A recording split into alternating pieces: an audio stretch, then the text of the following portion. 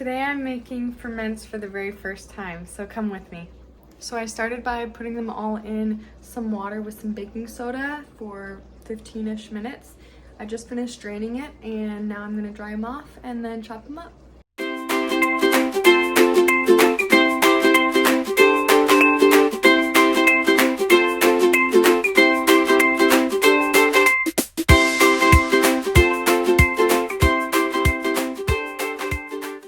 You've likely heard of probiotics. They're really common to find in a supplement form. A lot of people jump straight to doing the supplement form, which is probiotics are great.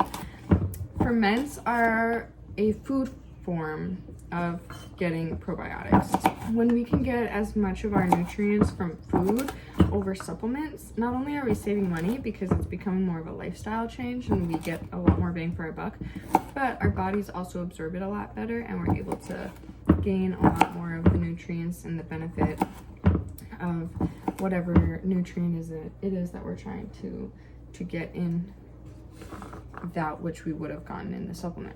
And probiotics are really awesome, excuse me, because they help feed the good bacteria in our gut, and the good bacteria are the things that are going to help fight off bad bacteria, which feels like common sense when we say it out loud, but I don't know if someone's broken this down for you before. So when we have more good bacteria, then we're able to not only stand firmer, the little knights, the strong fighters in our guts, but we're able to ward off the bad bacteria and stay healthier. It taps into our immune system. 70% of our immune system is found in our gut. It's found in the Peyer's patches is what it's called, or the galt, which is if I remember correctly, it's the gut associated lymph tissue. Don't quote me on that, but galt and Peyer's patches. So that is our immune system in our gut. Like I said, 70% to 80% of it is found in our intestines, which is our gut. And so if we can support the good bacteria, then not only are we going to feel better mentally, we're going to be healthier physically, and you're going to see this demonstrate itself in your energy, in your moods, in your lack of allergies, asthma, sickness. It really shows up it really impacts everything, even autoimmune conditions, all the way to multiple sclerosis. It's really quite wonderful, the things that can occur when we take care of our gut. And fermented vegetables are one way to do that. Okay, I got all of my carrots chopped up. I wasn't planning on filling 2 of these, but that's okay, I like carrots. So we've got that chopped up, and so now I'm making my brine. Brine is really simple. All you need is water and sea salt. So for every cup of water, I think, I have a little cheat sheet because I bought a kit.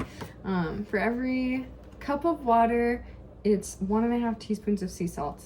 And so I'm gonna make that and then just cover these until they're full. I also went back and fact checked myself, and the galt is in fact called an acronym for gut associated lymphoid tissue.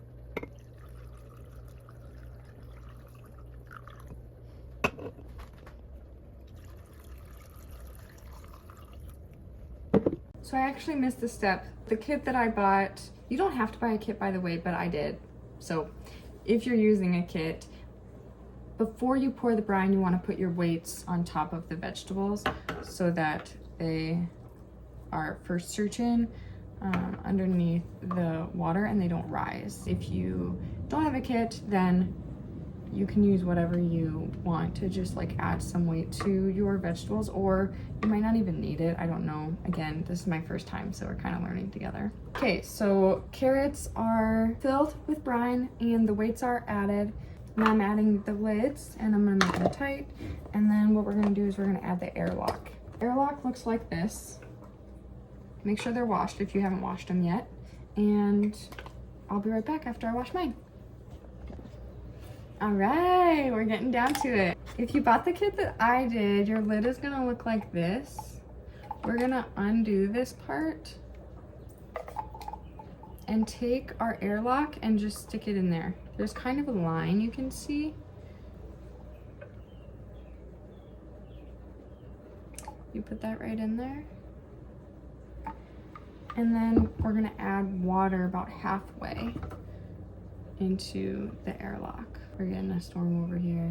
I love storms, this is exciting. Then after you're done adding the water to halfway in the airlock, then I think we're done. Then we just label it. It came with some cute labels, I haven't opened them yet. And place jar in a cool, dark spot. Bubbles will form, taste after 1 to 2 weeks. Awesome. This is just the carrots, by the way. I'm also gonna be doing this with some red onion and maybe some zucchini. I haven't seen zucchini done before. Carrots and red onion I have, so we'll see. But I'm excited about the carrots and onion for sure.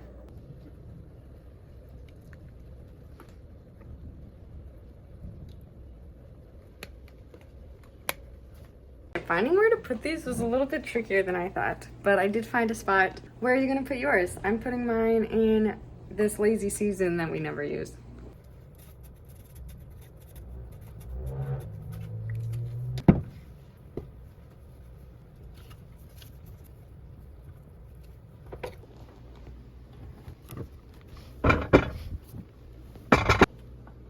There we go, some fermented carrots on the way. If you end up making something fermented as well, please let me know. Comment below what you would make if you were going to make something. And if you do actually end up making something, all the more, please let me know. I'm gonna go enjoy watching the storm outside while I make the red onion ferments, and I hope you have a good evening. See you in the next video.